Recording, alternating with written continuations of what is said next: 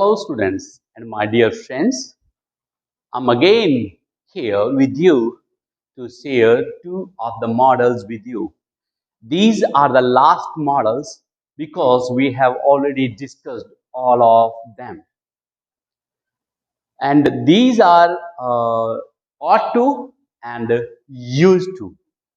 And at the end of this video, we would make a direct comparison of must, ought to, and should because they are quite similar to each other and very few students understand the real difference between them. So, welcome back and let's start. So, ought to is used for moral duty or moral obligation.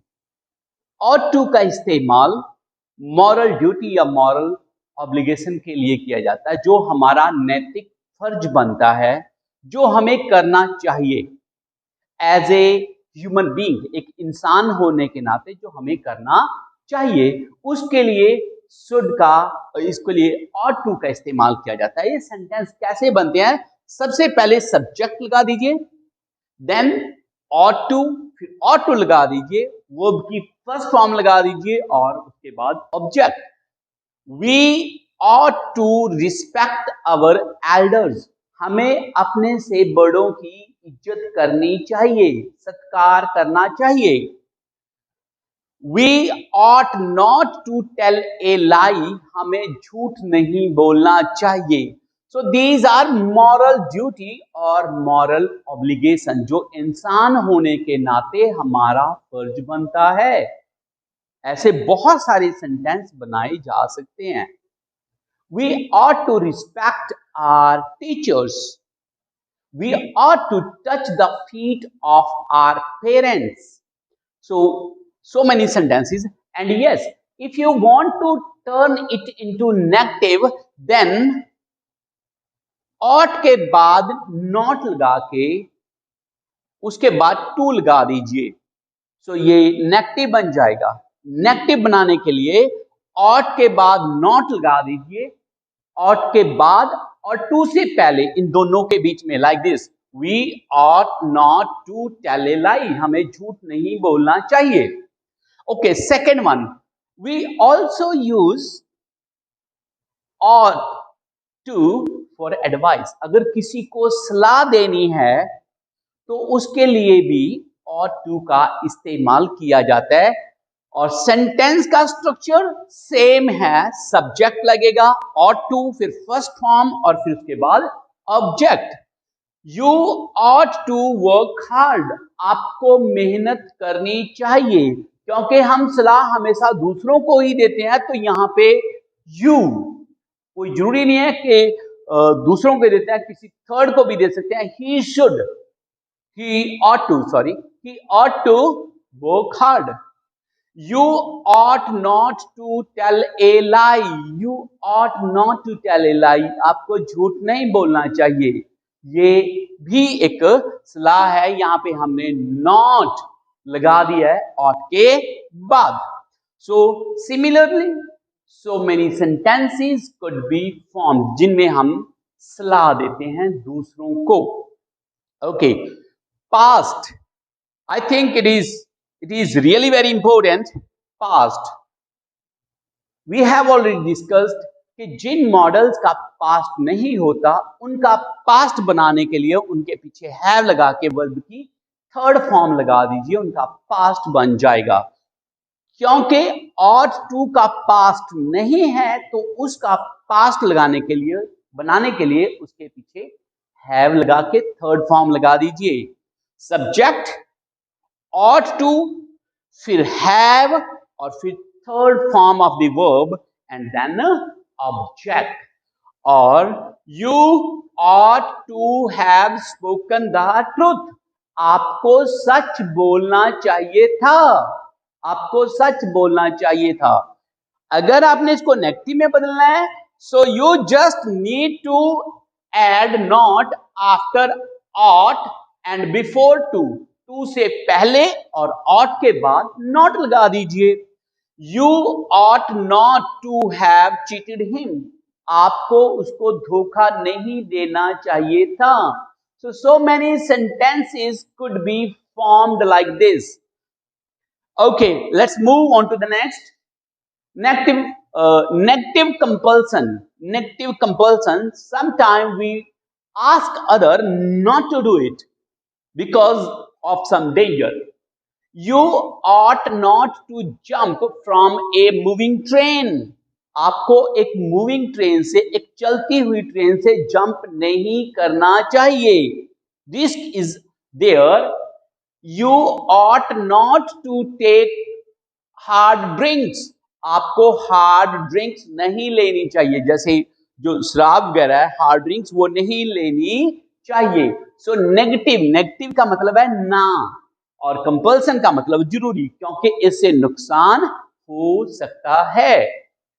Dzire, sometime, कभी कभी हम Dzire करते हैं कि ऐसा होना चाहिए, ऐसा होना चाहिए, ऐसा होना चाहिए। So we use the word ought to. Subject, structure, sentence structure is the same. Subject, ought to, first form, object. They ought to have more parking lot. Parking lot का मतलब है पार्किंग वाली जगह। सपोज यू गो समवेयर, कहीं पे आप जाते हैं and you don't get space to park your car और टू पार्क योर बाइक। आपको अपनी कार या बाइक पार्क करने के लिए जगह नहीं मिलती। So what you would think, what you would desire, आप क्या इच्छा करेंगे, यहां थोड़ी और पार्किंग लॉट होना चाहिए। दे ought to have more parking lot. यहां पे और ज्यादा पार्किंग स्पेस होनी चाहिए। Similarly, she ought to apologize, ought to apologize, उसे माफी मांगनी चाहिए। Suppose somebody has done something wrong to you, किसी ने आपके साथ कुछ गलत कर दिया, willingly or unwillingly, what do you feel? आप क्या महसूस करते हैं? She ought to apologize, उसको माफी मांगनी चाहिए। This is your desire. So it is also used for this one. And last, necessity or compulsion. Necessity or compulsion, जरूरत, जैसे you, इसका भी जो स्ट्रक्चर है वो सेम है। Subject, ought to, first form, object. You ought to come to school at 9.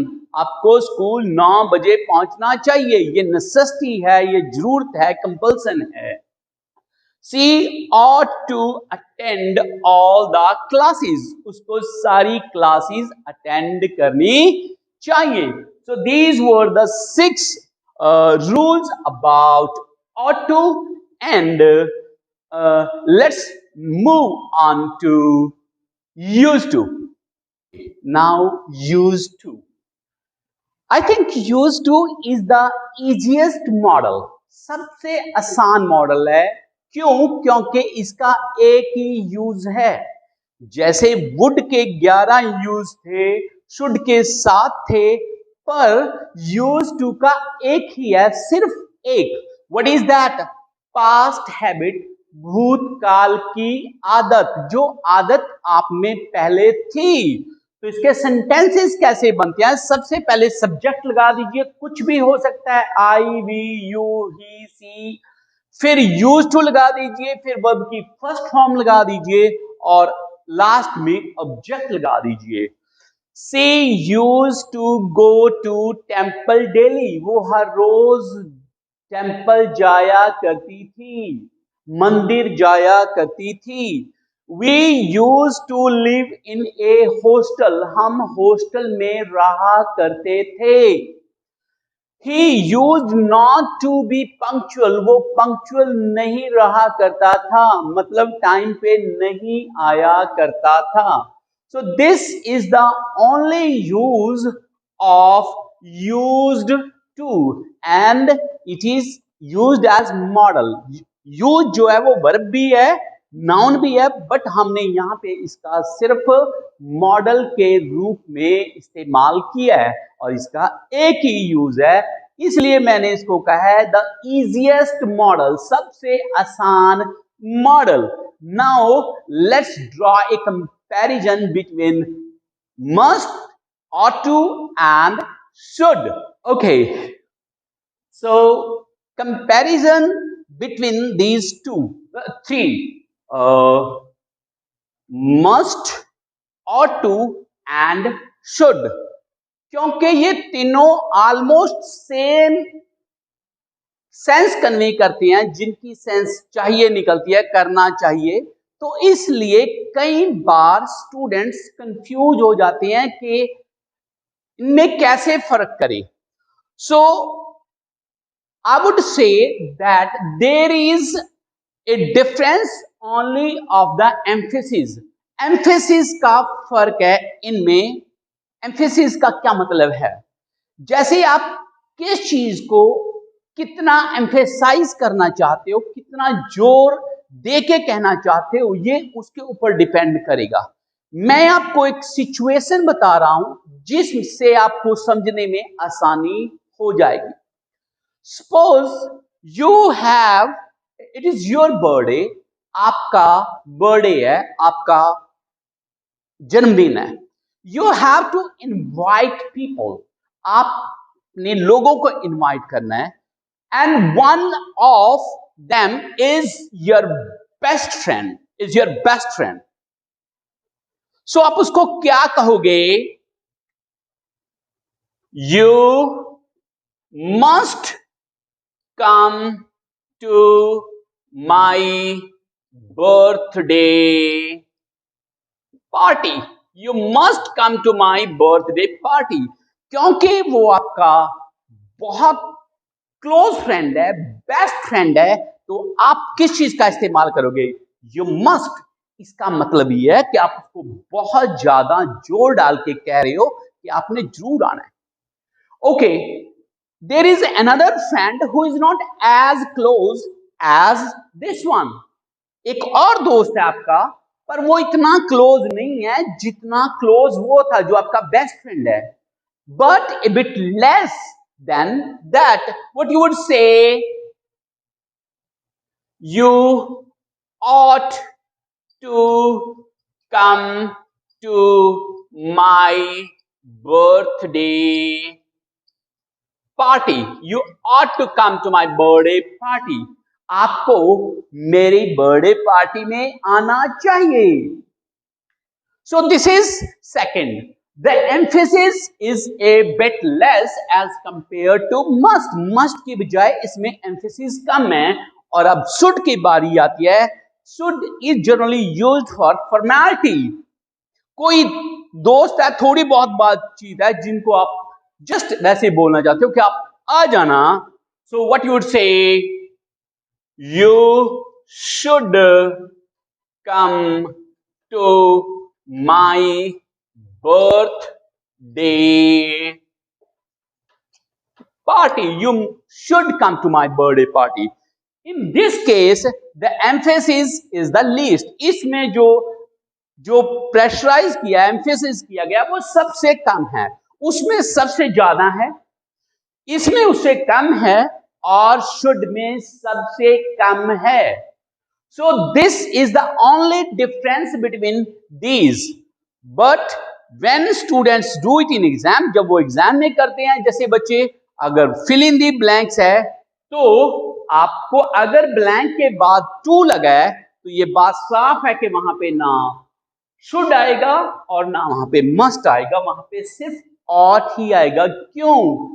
क्योंकि सिर्फ ought और used to के साथ ही टू लगता है, बाकी किसी मॉडल के साथ टू नहीं लगता.